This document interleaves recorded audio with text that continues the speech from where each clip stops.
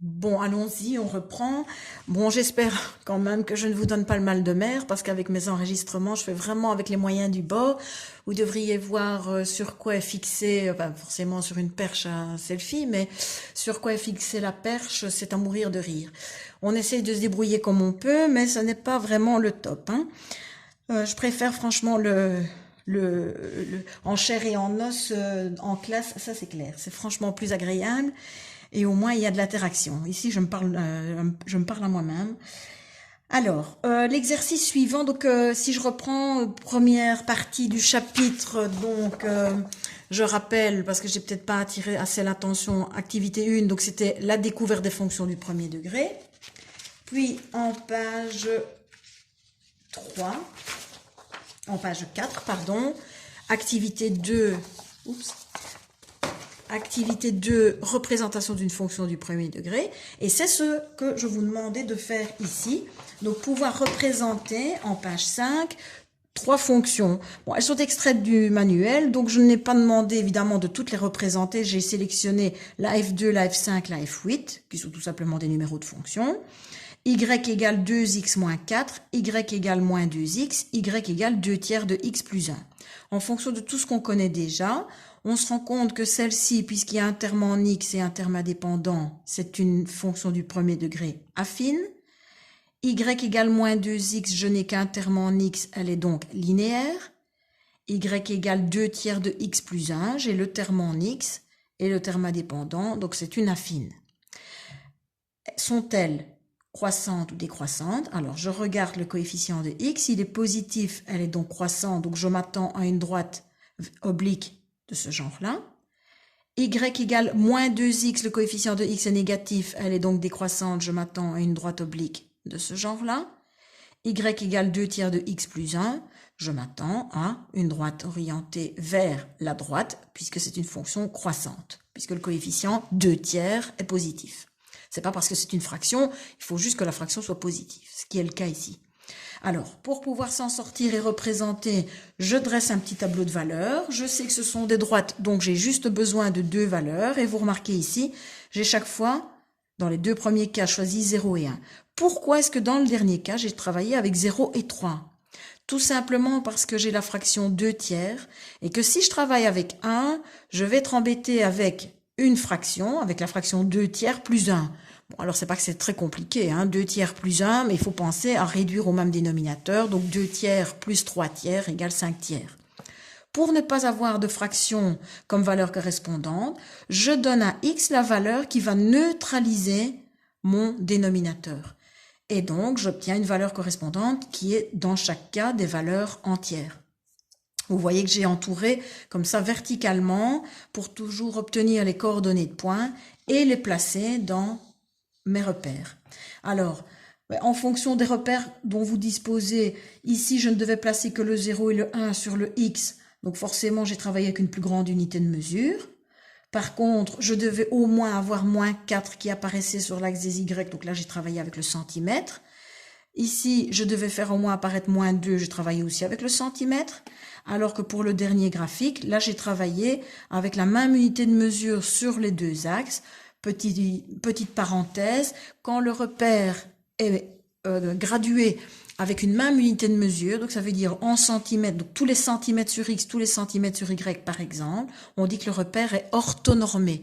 Ortho qui veut dire perpendiculaire et normé puisque c'est la même norme. Alors, ça c'était donc le premier exercice et on passe maintenant à un autre genre d'exercice qui consiste à analyser des graphiques de fonctions du premier degré. Voici les graphiques de fonctions du premier degré dont l'expression algébrique est donnée. Restitue chaque graphique à son équation. Alors, évidemment, forcément, donc les réponses apparaissent. Si j'analyse déjà le graphique sans tenir compte des équations proposées, je remarque déjà, dans un premier temps, qu'il y a une droite horizontale. C'est donc une fonction constante dont l'équation, je rappelle, est y égale p, p étant une valeur numérique.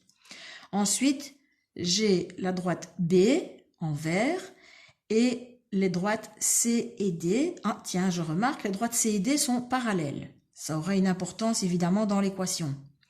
La seule qui soit linéaire est la C.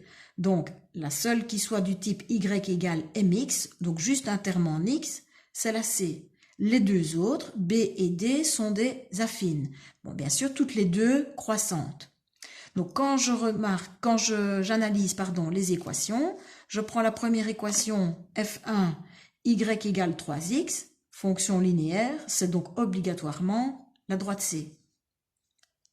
Fonction linéaire croissante, droite c. Deuxième, la fonction f2, y égale 3x moins 4. Bon, alors 3x moins 4, fonction affine. On a dit que on avait deux droites, b et d. Pour les différencier, ce qui va m'aider, c'est forcément leur ordonnée à l'origine, donc leur point de contact avec l'axe des ordonnées. 3 pour la droite b, moins 1, moins 2, moins 3, moins 4 pour la droite d. Donc, si je vois que le terme indépendant ici est moins 4, c'est donc pour la droite d. Donc, j'ai une fonction affine croissante, droite d. La fonction suivante est mal écrite, attention. Y égale 3 plus x, je la réécris correctement, y égale x plus 3. Elle est croissante puisque le coefficient de x est positif. Mais c'est pas ça qui m'aide. Ce qui va m'aider, c'est le terme indépendant, plus 3. Donc, elle passe sur l'axe des ordonnées à 3 quand x vaut 0. Quand je remplace x par 0, j'aurai y égale 3. Quand x vaut 0, y vaut bien 3 pour la droite b, qui est donc l'équation, qui a donc comme équation y égale x plus 3. Donc droite b. Et donc forcément y égale 3, vous l'aurez compris, c'est la dernière, c'est la fonction constante passant par 3 sur y. Alors, des petites remarques. La droite d est l'image de la droite c par une translation verticale. Donc d est l'image de la droite c par une translation verticale. Ça veut dire que on a translaté comme ceci verticalement, on a fait descendre la droite c de 1, 2, 3, 4 unités. Donc si je compare l'équation de la droite c avec celle de d, c avait comme équation y égale 3x, d avait comme équation, y égale 3x moins 4. En effet, on est bien descendu de 4 unités pour passer de c à d. Deuxième remarque, les droites c et d sont parallèles. Elles ont donc la même inclinaison. Deux droites parallèles ont donc la même inclinaison. Et donc, on dit qu'elles ont la même pente. La pente, on en a déjà parlé. La pente, donc c'est l'inclinaison par rapport à l'axe des x. À quoi reconnaît-on que c et d ont la même pente? On regarde. C et d ont la même pente. Ben oui, 3x. Donc, le même coefficient de x. Alors, la suite. Petite pause et je vous retrouve juste après.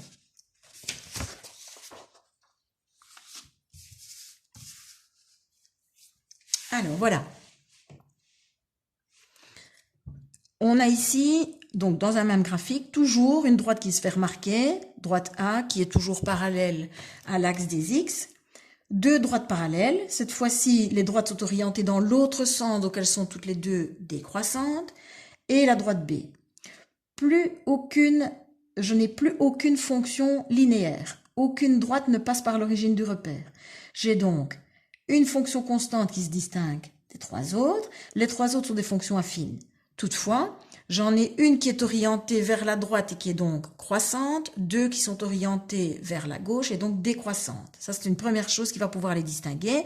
Deuxième chose, comme je l'ai indiqué par les petites flèches, c'est le point de contact avec l'axe des y, autrement dit l'ordonnée à l'origine. Donc, si j'observe les équations, y égale 3 moins 2x que j'écris correctement sous la forme y égale moins 2x plus 3, je vois que le coefficient de x est négatif, elle est donc décroissante, elle passe par 3 sur l'axe des y. Donc, c'est la droite D. Ensuite, y égale moins 2x moins 1. Ah, tiens, moins 2x comme la précédente. Donc, elles ont le même coefficient de x qu'on appelle aussi, pour la droite, le coefficient angulaire. J'ai oublié de vous dire, donc, la notion de pente, si je prends par exemple un graphique comme ceci, la pente de la droite, c'est l'inclinaison, autrement dit, c'est l'angle que la droite forme avec l'axe des x. Et donc, la pente, inclinaison,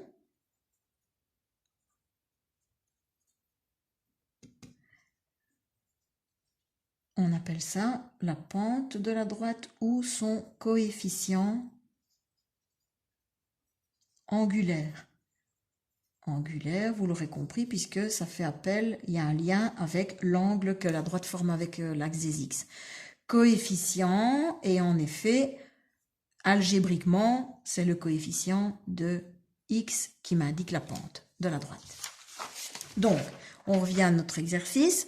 Moins 2x, ça veut dire que la droite que je recherche est parallèle à la droite D, donc il n'y a pas 36 solutions, c'est la droite C, qui passe bien par moins 1 sur y.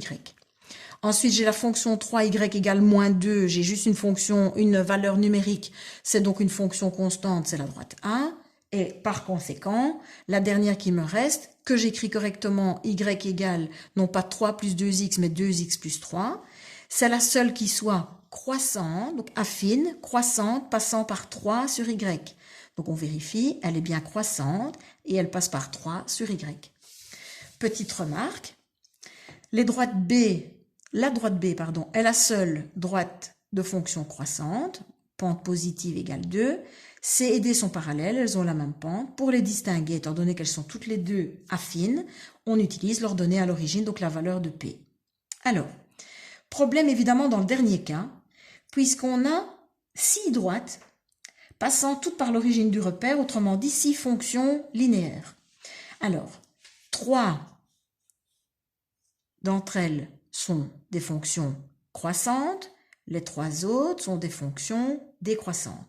Donc, forcément, j'aurai 3 équations dont le coefficient de x sera positif, et 3 équations où le coefficient de x sera négatif. Bon, évidemment, c'est pas ça qui va faire la différence et il faut agir autrement puisque je n'ai pas d'ordonnée à l'origine si ce n'est le 0 qui ne pourra pas m'aider, qui est le même partout.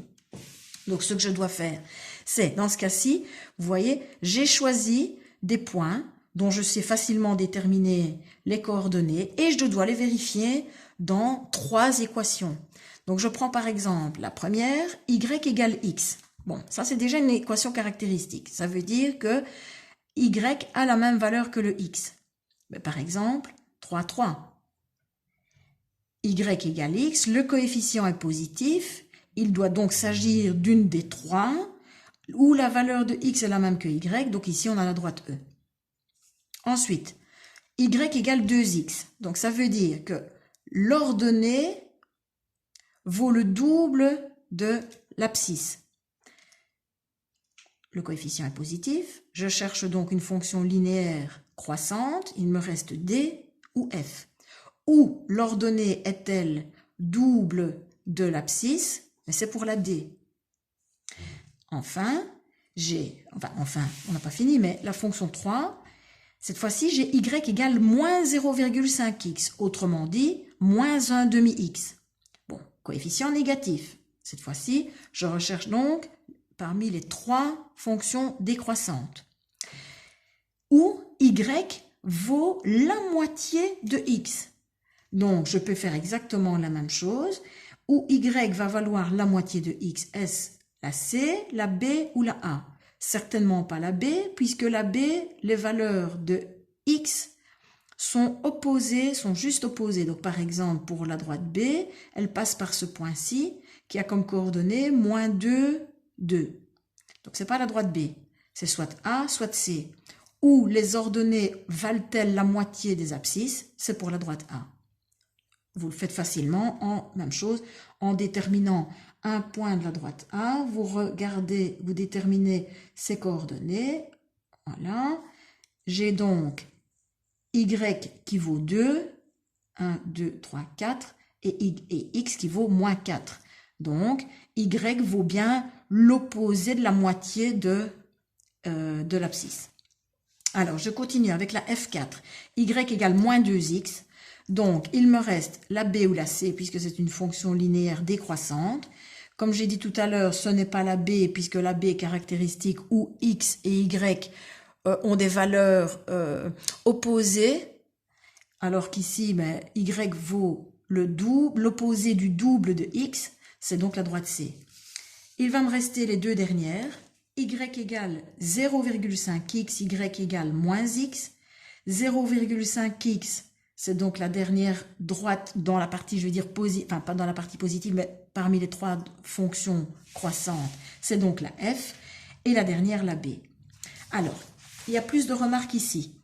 Première remarque, les droites D, E et F sont les graphiques de fonctions croissantes, leur pente est positive, A, B et C, fonction décroissante, pente négative.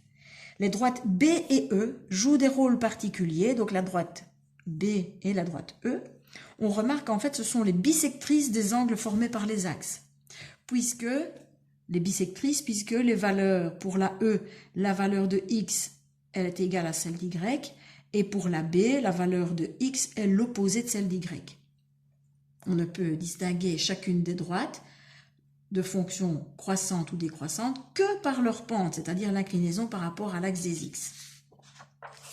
Alors, on arrive maintenant à la fameuse définition de la pente, proprement dit. La pente d'une droite, elle indique, je vous ai dit, l'inclinaison, mais disons ça, c'est de façon familière. En mathématiques, on dit que ça indique un rapport, donc une comparaison entre l'accroissement des ordonnées, donc la façon dont les ordonnées progressent, augmentent, noté delta y, et l'accroissement des abscisses, noté delta x. Alors, pourquoi utiliser la lettre grecque delta? C'est parce que c'est la lettre D en grec. D comme différence. Donc, je dois retenir tout simplement que la pente M, elle sera obtenue grâce à la petite formule delta y sur delta x, puisque je vous ai dit c'est un rapport. Delta comme différence, donc c'est la différence des ordonnées entre deux points, que vous aurez choisi vous-même, par rapport à la différence des abscisses des deux mêmes points. Donc, on travaille verticalement pour delta y et horizontalement pour delta x. Alors, on continuera après une petite pause.